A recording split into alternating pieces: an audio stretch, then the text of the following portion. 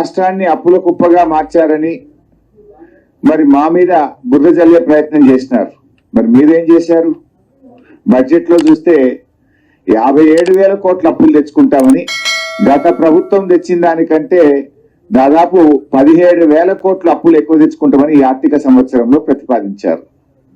పోయినసారి నేను ఆర్థిక మంత్రిగా ప్రవేశపెట్టిన బడ్జెట్ లో 40,000 కోట్లు FRBM అప్పుల కింద నేను ప్రతిపాదిస్తే గౌరవనీయులు భట్టి గారు 57,000 కోట్లు ప్రతిపాదించాడు. అంటే ఇంకో 17,000 కోట్లు బడ్జెట్ బారోయింగ్స్ లో ఎక్కువ చూపించారు. ఇక ఈ బడ్జెట్ అనేటువంటిది ప్రజలకు ఇచ్చిన హామీలను, మీ మేనిఫెస్టోను ప్రతిబింబించే విధంగా ఉండాలి.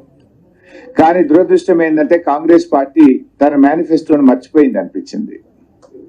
ఎందుకు ఈ మాట అంటున్నా నేను? ఇందాకన్నట్టు వారి 6 గ్యారంటీల్లో మొదటి హామీ, వారి మేనిఫెస్టోలో మొదటి హామీ మహిళలందరికీ 2,500 రూపాయలు ప్రతి నెల ఇస్తామన్నారు.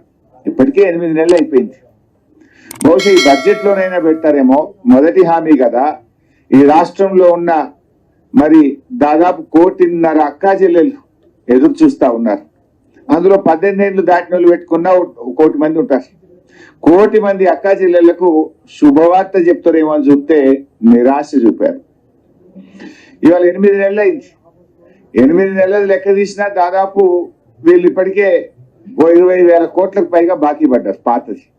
పోనీ ఈ బడ్జెట్ లో పెట్టి ఇక ముందుకన్నా ఇస్తారేమో అంటే మహాలక్ష్మి పథకం కింద మహిళలకు మహా నిరాశను ఈ రాష్ట్ర ప్రజలకు, మహిళలకు కాంగ్రెస్ ప్రభుత్వం నిరాశపరిచింది.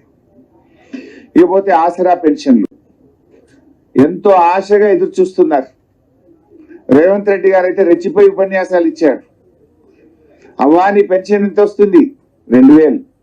ఇగో డిసెంబర్ లో ఇందిరమ్మ రాజ్యం రాగానే నీ పింఛన్ 4,000 అవుతుంది. నీ మన్మడు కాళ్ళు వస్తుంటాడు, డీజిల్ కు పైసలు అడుక్కుంటాడు, పెట్రోల్ కు పైసలు అడుక్కుంటాడు అన్నాడు.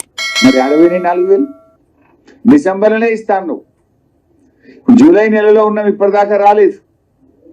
కాంగ్రెస్ పార్టీ నాయకులు ఎన్నికల సమయంలో ఇంటికి 2 పింఛన్లు ఇస్తాం, అవ్వకిస్తాం, తాతకిస్తాం, నౌకరున్నా ఇస్తాం, కొత్త పెన్షన్లు ఇస్తాం, అర్హులందరికీ ఇస్తాం, 4,000 ఇస్తాం అని ఊదరగొట్టింది కదా. 100 రోజుల్లో ఇస్తామని బాండ్ పేపర్ మీద రాసిచ్చింది కదా. ఏమైంది మీ బడ్జెట్ లో?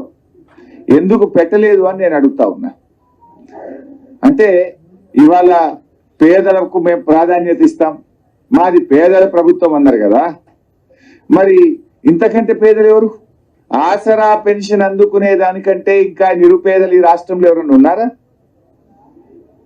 వృద్ధులు, అభాగ్యులు, ఒంటరి మహిళలు, చేనేత కార్మికులు, గీత కార్మికులు, వికలాంగులు,